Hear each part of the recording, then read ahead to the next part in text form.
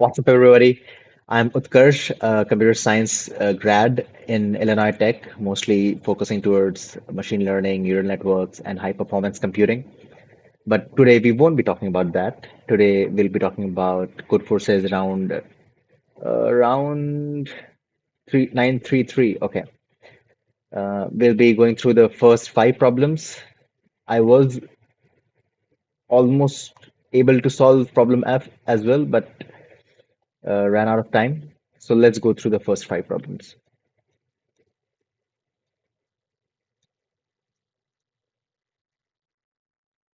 Okay. First problem. Rodolph is going to visit Bernard and he decided to take the metro to get to him. Okay. The ticket can be purchased at a machine that accepts exactly two coins. Okay. So the machine accepts only two pieces of coin, one coin, second coin. Okay. The sum of these two coins cannot exceed K. Okay. Rodolph has two pockets. He has two pockets, right, with coins. In the left pocket, there are N coins with different denominations. In the right pocket, there are coins with different denominations. And he wants to choose exactly one coin from the left and the right pocket so that the total is strictly less than is equal to K. So in how many ways can he choose the coins? And we can see that the values for N and M is can be up till 100 only. So in each pocket, he can keep up till 100 coins only. So one thing to observe here is that we can just make combinations of every single coin from left pocket and every single coin from right pocket because that would be an n squared solution, right? Every single coin will be paired with every other coin from the other pocket and we'll get n squared uh, combinations and we can just check if that is less than equal to k. So let's go to the code. We take the input for the first, for the left pocket and then for the right pocket, first and second pocket. And then we just check if the sum of both of them is less than equal to k. If it is, we just increase the counter and that is it. So that is the first problem. Let's go to the second problem. Rudolf has an array A of n integers. Okay, the elements are numbered 1 to n, numbered 1 to n. So every element, the maximum value can be n and the minimum value can be 1. The values are from 1 to n only.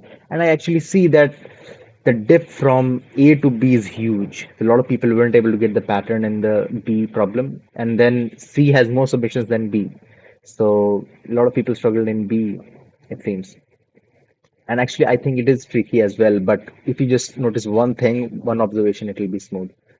In one operation, you can choose an index from 2 till n minus 1, okay, in between, and then you reduce the value of the whichever index that you have chosen by 2, and then the value of left and right index by 1. Okay, so 1, and then this will be going down by 2. You can apply this operation as many times as you want, and none of the elements can go below 0, obviously. And can you make all the elements in this array 0? Okay, and is up to 10 power 5. Okay. So let's take this example. In this one, the answer is yes, right? So let's see what's going on over here.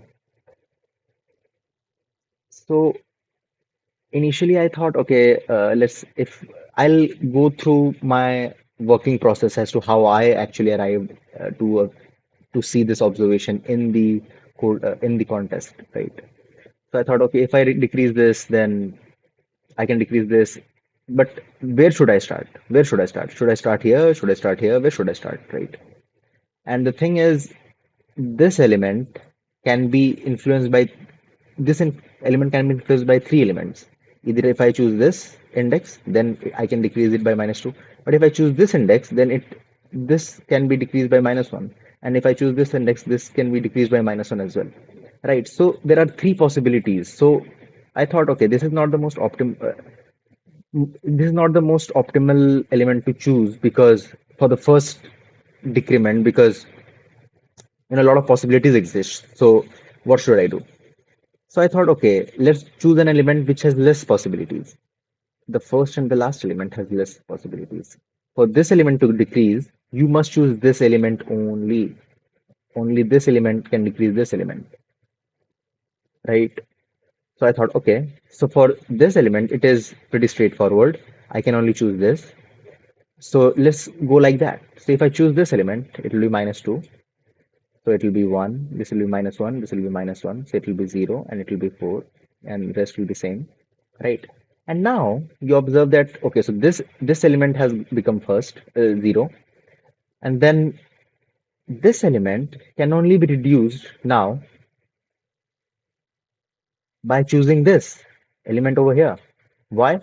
I can't choose this element because it is already 0. You can't go lower than 0, right? And you can't choose this as well because again it will impact this and it can't go below 0. You can't choose this as well. So to reduce this element, you must choose this. That is the only element you can choose. Okay. So how many times do you decrease this? As many times as there are elements in this because this reduces only once every single step. So you reduce it minus 2, minus 1, minus 1, 2, 0, 4, 2. Okay.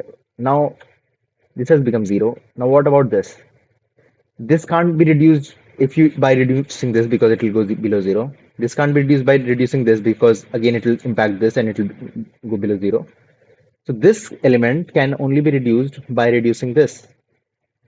How many times will you reduce this? As many times this is there, right? Because it reduces one times only every step. So what we'll do is 2 into minus 2, 2 into minus 1, 2 into minus 1. You reduce it. 0, 0, 0. Damn. So now we have all the elements as 0. So this is basically the assumption that whatever the first element that you have, you subtract the next element by that amount and you just reduce it. If at any position the amount of the amount with which you have to, let's say, decrease this element, let's say you do 2 into x, let's say this element is x, okay, and then you reduce the middle element by 2 into x and you reduce this element by x, and by after reducing it by 2 into x and x, if any of these values go below 0, then answer is not possible. And if you do this whole thing for the whole array, okay, and it never comes below 0, and still there are some elements left, let's say 2 is left, 1 is left, every element is not 0 basically, then also answer doesn't exist. So while doing the process, if any of these values go below 0, then answer doesn't exist. Or second case, after doing the whole complete process, if there is any element which is not equal to 0, then also the answer doesn't exist. So let's go to the code. We take our input and then we start from 0 and we go till n minus 2th element because we'll start from here and we'll go till here, right? Because we compare this element and this element at the last, right? We every single time we are comparing three elements, right? Because three elements are impacted every step. We take our current value and then we check if the next value is it less than 2 into current. If it is less than 2 into current, then we can't, then the value will go below 0 and we can't make every element 0, right? Because we can't add value to any element. So if once any value goes below 0, you can never make it 0 because it can only go down. So this, or if the element, second element in front of it, the next to the next, if its value is less than current, then if we subtract current, it will go below 0. So in both the cases the answer will be no. Else we just subtract the current value from the current element, we subtract two times from the next element and we subtract the current value from the next to the next element, and then at the last we check if all the values are 0 or not. If they are not, answer can't be yes, and we output the answer. So that was problem 2. Problem B, I think this is the observation, this that we have to start from left or one side basically, and uh, there is only one way to reduce this value, this value, this value, this value. There is only one way. This was the main observation. Let's go to C. Okay. Rudolf has a string s of length n. Okay. Rudolf considers the string s to be ugly if it contains the substring pi or the substring map. Okay. So if pi or map is present as a substring in the whole string, it is ugly, else it's beautiful. For example, okay, you can see the examples yourself. Rudolph wants to shorten the string as by removing some characters to make it beautiful. So we have to remove some characters from the whole string so that the string becomes beautiful. And what do you mean by beautiful? That it doesn't contain any substring with pi or map in it. Okay. So let's see what we can do. So let's just copy the whole example. I must have had somewhere. Yeah. No, is this? Okay, over here. Yeah. So let's see the first example. By the way, I have all this because I solved on Microsoft Whiteboard myself during the contest. So in this one, we can see there is map and there is pi, right?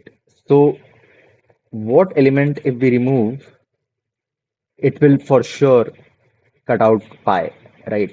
So let's see if there is e. Let's say if we have something like p I e e e. If we remove e of pi, it again becomes pi, p I e, right?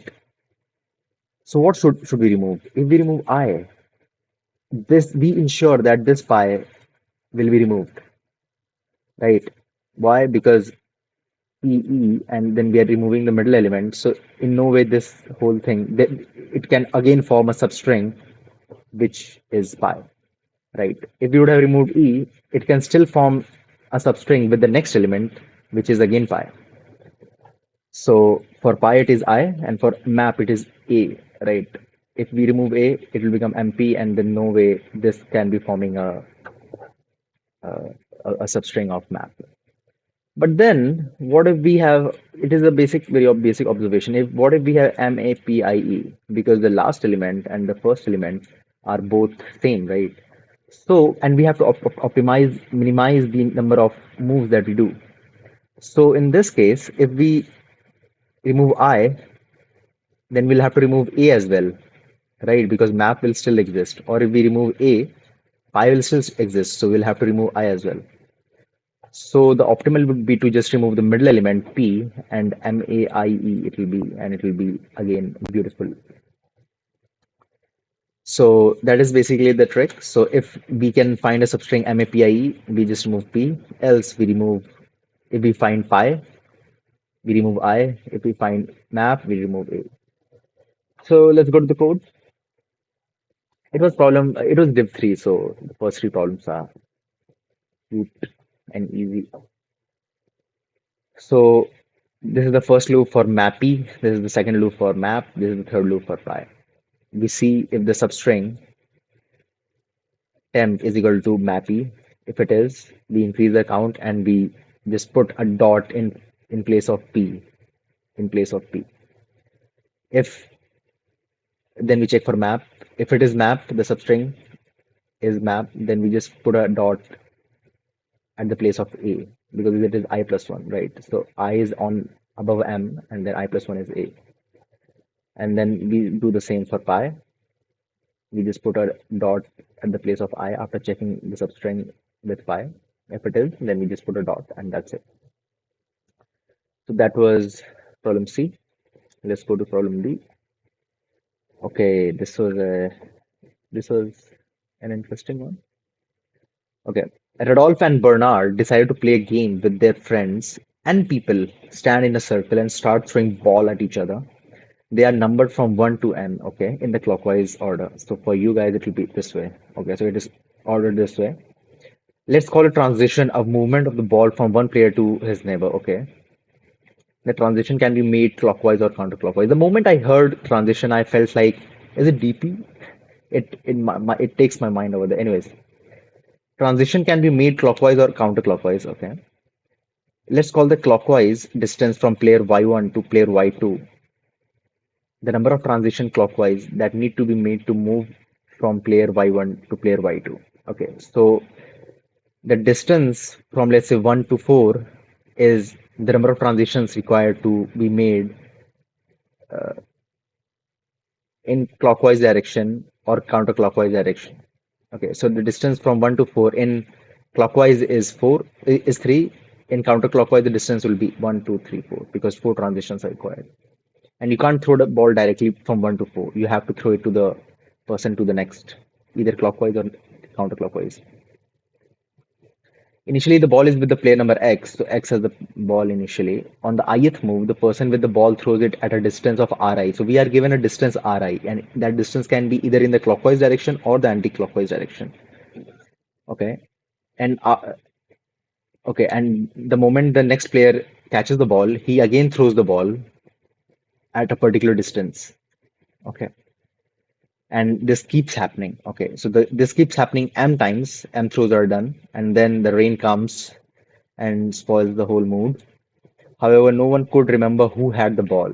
Okay, so no one knows who had the ball, but Bernard has a sharp memory, so he remembers. But what he remembers is he remembers the distance of each throw, but he only remembers the direction of the throw for some of the throws. So he obviously asks, yes.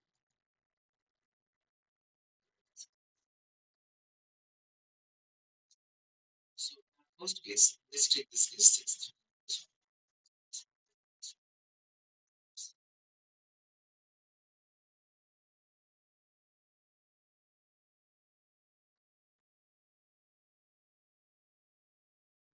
2 has the ball, right? 2 has the ball. Okay. So just a second. 1, 2, 3, 4, 5, and 6. 2 has the ball. So this is how I actually did it in while doing the contest. So now 2, and if it is question mark, then the direction is not known. If it is 0, it was clockwise. If it is 1, it was counterclockwise. Okay. But this is question mark, so we don't know which direction it was thrown. So it could have been thrown either way. By the way, our objective is to find the number of players who could be having the ball, right? And you can see the number of players is up to 1,000, and the number of um, throws is up till 1,000. Okay, and multiplication of both of them can't go over 2 into the power 5. Okay, so we can do something like n log n basically. Okay, or sorry, n squared also. We can do a logic of n squared log n. This is the max because this is 10 power 5 is going to 10 power 5, and then we can do this as well. Okay, so for the first one, first row it is 2, and let's say we take a clockwise direction. So this here.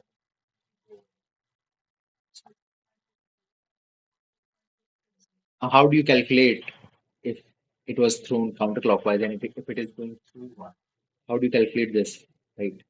What you can do is you can just uh, write a function like 2 plus for clockwise. I'm telling you right now. Then I'll tell you for the counterclockwise. 2 plus distance modulo n. And if this value is 0, then the player would be n. If it is not 0, then the player would be this only. 2 plus this modulo n. Okay, because this is a circular system, circular setting, so that's why uh, this is required.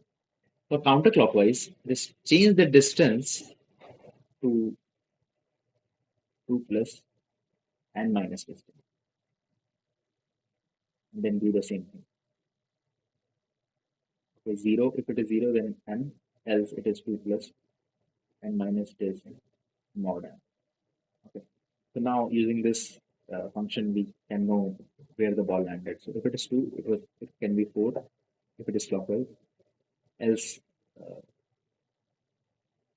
if it is counterclockwise, it will be 6. And then from 4, it might be, if it is clockwise, it is 6.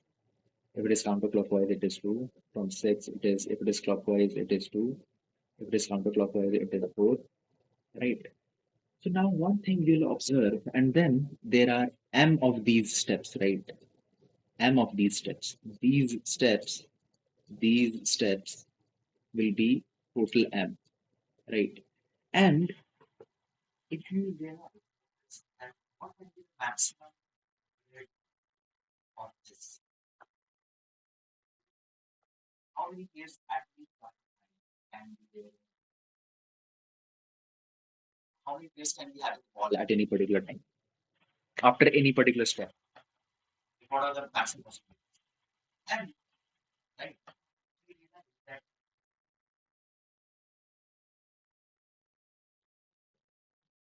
my if you so you can think that if you keep a set of all the players after particular number of throws, the maximum set size, and a set is basically unique pair of elements, a unique number of unique elements basically.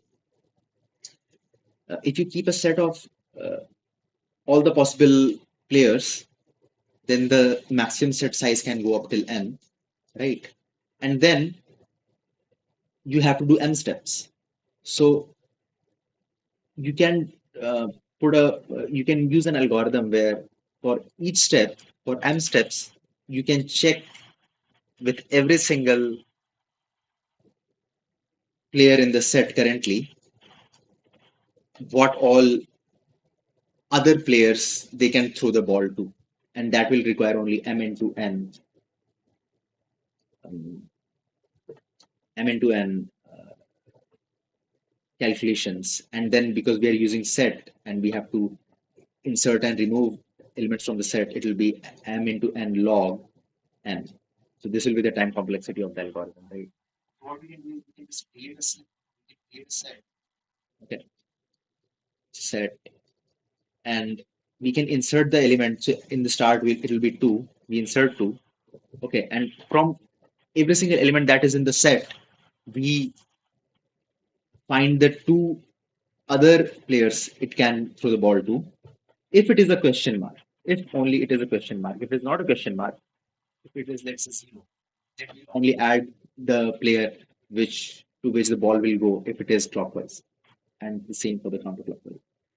So we do it for every single player in the set.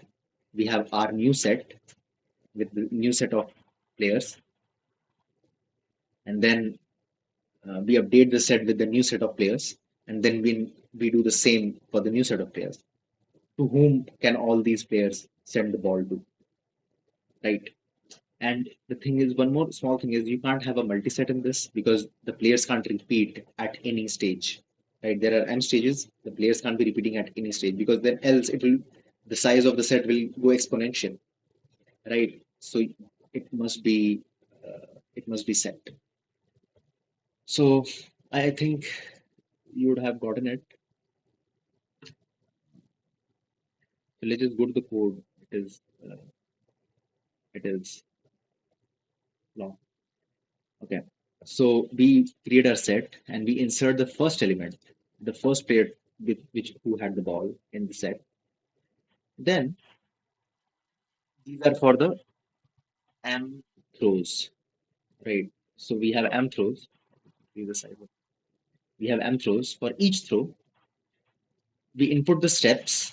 How many? What was the steps? Is basically distance. This is distance at which the ball was thrown, and then ch. Ch is basically counterclockwise, clockwise, or we don't know. And a lot of them know. If it is zero, it was thrown clockwise. So we just val1 is basically this value, this value, okay, this value or this value. Okay, so val1 is basically where did the ball go? What was the player name basically, player number.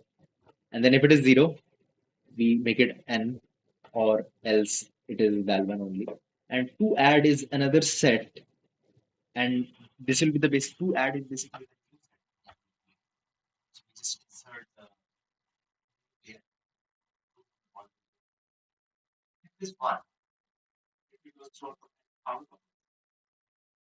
then we do the same n minus steps, j plus steps. Rather than doing j plus steps, we do j plus n minus steps, and we just add the same to the new set.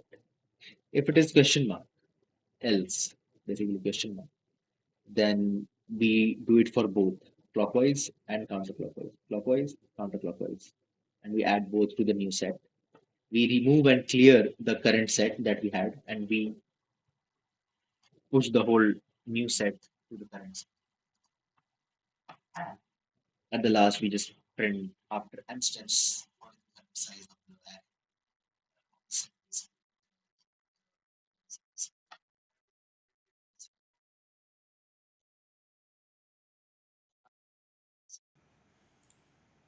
So let's go to problem 5. Bernard loves visiting Rudolf, but he's always running late. The problem is that Bernard has to cross the river on a ferry. Okay. Rudolf decided to help his friend solve this problem. Okay. The river is a grid of n rows and m columns. The intersection of the ith row and the jth column decides the depth. Okay. All cells in the first and last column corresponds to the river banks, so the depth is zero. So the first and last column is zero, obviously. And the cost of installing a support in any particular cell is aij plus 1, so the depth of that particular cell plus 1. And there are some constraints over the cell, over where we can install the pillar. The first and the last cell, the cell on the banks, must be having a pillar, and the distance between any two pillars should not be more than d. So we can have d blocks in between two pillars, but not more than that. Okay, so we don't have to just build one bridge because that's apparently boring. So we'll be building k consecutive bridges. Okay, so you can see that there are two problems basically in this one problem. The first one is finding the cost of building a bridge in a particular row, and we find it in every single for every single uh, row, and then we build a bridge, k consecutive bridge. So we just take a, this is like a much easier problem. We take a sliding window of size k and we just make it go through the whole row cost array, and we just take the minimum. We'll be going through both. So let's go to our my whiteboard and let's see what to do. Okay, so the first thing is, let's solve the first problem first. So basically finding the cost of building a bridge on a particular row. How do we do that? So the one of the intuition that I got was for a dp, and I'll tell you why I got the intuition for a dp. Okay, so as you can see over here, just a second. Oops.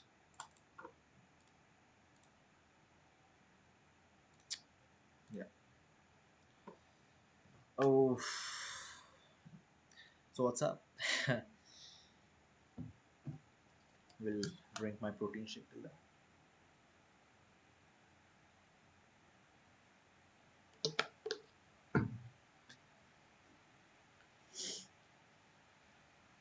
Yeah.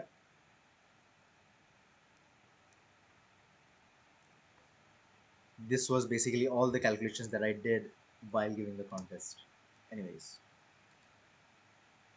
so let's say this is a particular row in our river. This is a particular row. Okay. Now what do we have to do?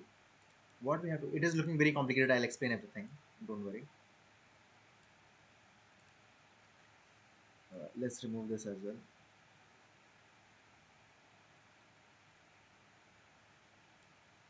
Okay. So the intuition I got for a DP is, let's say I am at a particular index. Okay. Then my particular index, the current state, the value of the current state depends on the previous states, right? Why? Because I can only build a bridge over here. Let's say I want to build a bridge over here. When can I build the bridge over here? If I have a bridge over here, or here, or here, or basically till any distance which is till d plus 1, or here. Let's say d is, for this particular case, 3. Then I can build a bridge if over here, if there was a bridge till d plus 1, or basically till the current index minus 4. Okay, then only I can build a bridge over here. And so that is why basically there is a transition between states, right? So that is why I thought of a dp. But then how do you define the DP? So let's say we define the DPI as the minimal cost to build a bridge till I with a pillar at I. Okay. So what is the minimal cost of building a bridge with a pillar at I? So that will be the cost to build a bridge till this point, or this point, or this point, or this point, plus the cost to build a pillar at this index plus 1. So it will be I've written it already over here. dp of I will be value of I, the depth of I, plus the minimum of dp of I minus 1, I minus 2, I minus 3 till dp of I minus d plus 1. I minus d plus 1 is basically the last value before the current index where you can put a pillar plus 1, because the cost of building a pillar is aij plus 1. That is why. So this is aij and this is plus 1. Right. Now the problem is that you can see the d can go till m, right? The maximum value of d can be till m. So we'll have to go to m steps back in the worst case, and we'll have to do it for every single index. So that will be m into m squared. We can't have an m is 10 per 5. So we can't do this. So we must have a better approach. Now I realize something, that we need a data structure so that we can keep our last d values. Okay, the size of this data structure will be d. We store the last d values, and it can give us the minimal of all the elements that it has in order of, in the worst case, log n. Right? What is that data structure, people? You guys know. It is a multiset. So we'll use a multiset. Let's define our multiset as ms. We'll keep the last d elements, d plus 1 elements in the multiset, and we can always retrieve the minimal from those elements. And the moment we go to a next element, we must remove the current index minus d plus 2th element. So let's say oops let's say I am over here. Okay, and I'm storing these values 2 1 2 10. Not 2 1 2 10. We'll store dp values of these indexes, but let's say I have values still over here. Okay, and I'm going over here. So I must remove the value of this, right? How do I remove? So I know the index of this current index, obviously, and then I subtract d plus 2. This gives me the value of this, and I just find the value at this particular index in my dp and remove it from my multiset, right? And what am I storing in the multiset? The dp values of all the indexes of the last d plus 1 indexes, right? So let's do a dry run, and it'll be much clearer. Okay, so at the start we don't have anything in the multiset, so it will be just 0 plus 1. So it will be 1, right? And then we push this 1 in our multiset. So when we go to the second index, we are at the second index, we have 1 in the multiset. Now what will be the dp value of this? It will be 2 plus 1 plus the minimal of all the values we have in the multiset, so 1. So it will be 4. What will be over here? And then we push this 4 into our multiset, so it will be 1 comma 4. What will be this? 1 plus 1 plus the minimum of all this 1, so it will become 3. What will, we push this 3 over here, so it will be 1 comma 3 comma 4. And the maximum size of this multiset, we must maintain it at d, right? Sorry, d plus 1. So this will be 2 plus 1 plus the minimum of this, so it will be 1, so it will be 4. We push this 4 over here, right? So it will be 1 3 4 and 4, right? Let's just remove this one here. Right, what will be the value over here? What will be the value over here? 10 plus 1 plus the minimal of all this, so it will be 1, so it will be 12. We push this. Now we have 4 elements and our d was 3, right? So when we push this, it will become 1, 3, 4, 4, and 12. Now the size has increased. We can only store 4 elements, but it is 5. Which element should we remove? We remove I index minus d plus 2. This is the index. So what is 3 plus, sorry, 5 minus 3 plus 2? 5. 5 minus 5 is 0. We must remove this element, right? Because we can have a pillar over here, here, here, or here, and still have a pillar over here. But we can't have a pillar over here, right? So we must remove the dp value which was at 0th index. So what dp value do we have at 0th index? 1. So we must find 1 in our multiset and remove it. Okay. Now what can be the dp value for this? So it will be 10 plus 1 plus the minimal of all these values, 3. So it will be 14. Then we add 14 over here. 3, 4, 4, 12, and 14. Right. Now what will be the value over here? Now so you can see the value has increased. Multiset size is 5. We can't have that. So you must remove a value. Which value do we remove? We remove this value, right? We remove this value, 4. So we find 4, we remove it, and then it will be 1 plus 1 plus the minimum value, which is 5. So 5. Then we include 5 over here. So it will become 3, 4, 5, 12, and 14. Right. Again it is 5. We must remove one value. Which value do we remove? We remove this value, 3. 3 is gone. Then we take 4 and then, sorry, we take 4 and then add it to 2. 4 plus 2 plus 1. 7. It becomes 7. Then we added the 7 to the multiset. We do this for the whole array. Whatever dp value we get for the m minus 1th element, this element is our answer. Because what does that mean? Dp of m minus 1 means we have a pillar over here with the minimal cost. That is what we want. So dp of m minus 1 is, we save dp of m minus 1 for each row in another array for all the n rows, and then we run a sliding window through that. So we have that. So let's call the row cost, the cost of building a bridge on a particular row, 0th row, first row, second row, third row, as row cost. So let's say we have these values now, and these values are basically dp of m minus 1 for each row, right? These values. Now what do? We run a sliding window. So how do we run the sliding window? So for the first k, so we have the sliding window of size k. Why? Because we have to take k consecutive rows. So for the first k elements, we just do a loop and calculate the sum of these, okay, and save it in sum. Okay, so we have our sum for the first k elements. And then what do? Let's say we are at this index, and now we have to calculate the sum of these 3 elements, and k over here is right now 3. What do?